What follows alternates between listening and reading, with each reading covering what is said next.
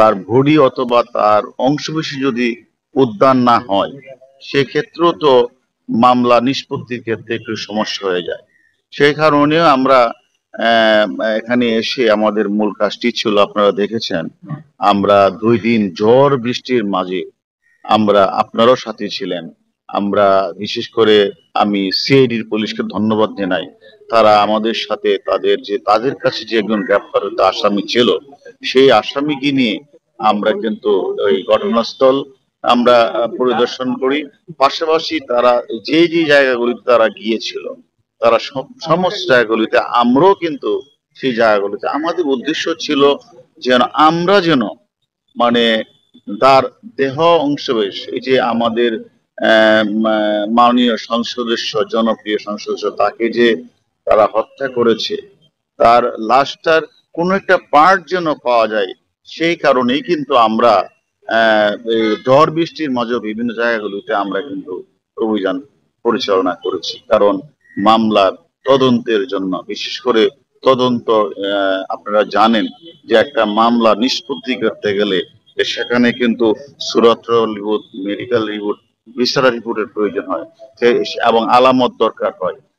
এটাই কারণে আমাদের মূল কাজটাই ছিল যে আমরা কলকাতা পুলিশ, বিশেষ করে সিআইডি কে আমরা ওই আসামির কাছ থেকে প্রাপ্ত তথ্য এবং বিভিন্ন বিষয়গুলি আমরা ওনাদের কাছে সহযোগিতা করব এবং ওনাদের কাজে, ওনারা যে কাজটি করছেন এই কাজে আমরা সহযোগিতা করব। আমরা মনে করি এই সহযোগিতা আমরা আমরা করতে পেরেছি।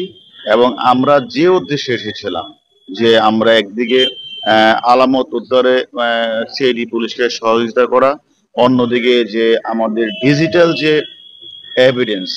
সেইগুলি আমরা একটু নিজ চোখে দেখা, এবং কলকাতার পার্টি যে পুলিশ সদস্য আছে, মানে কলকাতার পার্টি যে অপরাধী আছে জাহিদ, জাহিদের সাথে আমরা আমাদের মূল ঘাতকের কথার সাথে মিলিয়ে নেওয়া, এইগুলি করে, এবং মূল জাহিদ এবং মূল ঘাতকরা কোথায় কোথায় গিয়েছেন, কোন কোন সেইগুলি দিয়ে আমরা একটু খোঁজখবর নেওয়া। এক্ষেত্রে আমি মনে করি আমরা যে উদ্দেশ্যে এসেছিলাম কলকাতার মাটিতে, সেটা আমরা পুরোপুরি 100 ভাগে আমরা সফল। যে একটি আসামি রয়েছে কাঠমান্ডু, আরেকটি আসামি ইতিমধ্যে রয়েছে, সে আমেরিকান নাগরিক, সে রয়েছে হলো আমেরিকাতে। আমরা কিন্তু অলরেডি আমাদের কলকাতার অনেক পুলিশ সদস্যের সাথে আমাদের কথা হয়েছে, কলকাতার কমিশনার স্যারের সাথে কথা হয়েছে, আমরা আইবির যে চিফ তার সাথে কথা হয়েছে, সিআইডির প্রধানের সাথে আমাদের কথা হয়েছে। বিশেষ করে যেহেতু সিআইডি মামলার তদন্ত তাদের সাথে, এবং সিআইডি প্রধান যেহেতু মামলাটা তদন্ত করছে, সিআইডির সাথে আমরা একাধিকবার কথা বলেছি। আমরা এই কথাটা তাদেরকে রিকোয়েস্ট করেছি যে দেখেন, আমরা বাংলাদেশের পার্টে অলরেডি আমরা আমরা কাঠমান্ডুকে সিয়ামের বিষয়ে আমরা কিন্তু অবগত করিয়েছি। কাঠমান্ডু যে মানে কর্তৃপক্ষকে বা নেপালি কর্তৃপক্ষকে আমরা কিন্তু অলরেডি আমাদের বাংলাদেশের এনসিবির মাধ্যমে বাংলাদেশের ঊর্ধ্বতন কর্তৃপক্ষের মধ্যে অলরেডি অবগত করিয়ে দিয়েছি যে সিয়াম কাঠমান্ডুতে আছে, এবং তাকে যেন আমাদেরকে আমরা তার সন্ধান আমরা পেয়েছি, তা আমরা জানিয়ে দিয়েছি। পাশাপাশি আমরা এই কথাটা কিন্তু, এই আলোচনাটা আমাদের মানে ইন্ডিয়ান পুলিশের সাথে, বিশেষ করে কলকাতা পুলিশের সাথে আমাদের কথা হয়েছে। পাশাপাশি আপনারা জানেন যে মূল যে মদতদাতা বেনিফিশিয়ারি কিন্তু এই মুহূর্তে শাহিন, সে কিন্তু অবস্থান করছে এখন হলো, আমরা যতটুকু জেনেছি যে ইউএসএ, যেহেতু পাসপোর্ট ইউএসএ আছে, সেটাও আমরা এখানকার কর্তৃপক্ষের সাথে আমরা কথা বলেছি, যেহেতু ওনাদের সাথে এক্সট্রাডিশন ট্রিটিটা আছে, মানে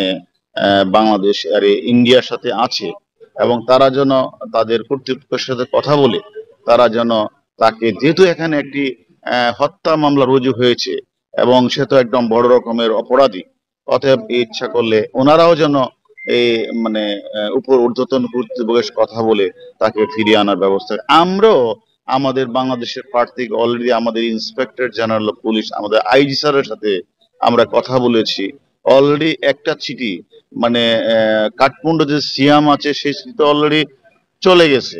এবং আমরা বাকি চিঠিটাও আমরা ইন্টারপোলকে অবহিত করব এবং বাংলাদেশে যে আমাদের বাংলাদেশের যে আমাদের মানে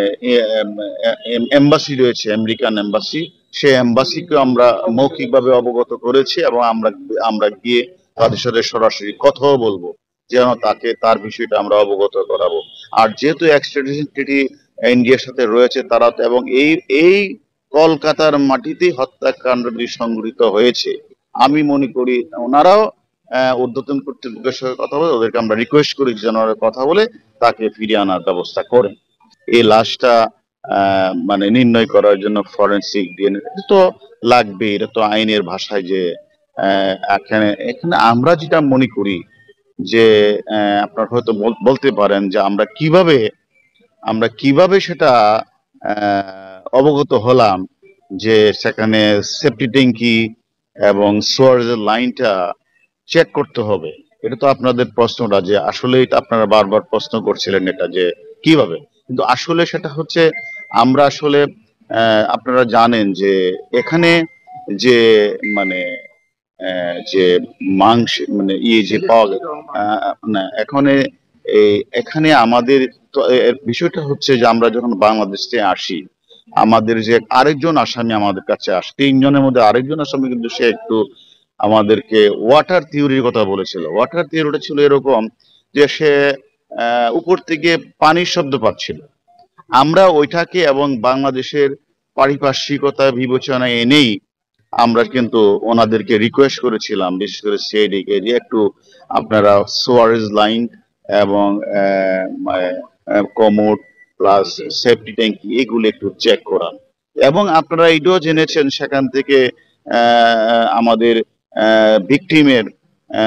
অনেক অনেক মানে দেহের অনেক অংশ উদ্ধার হয়েছে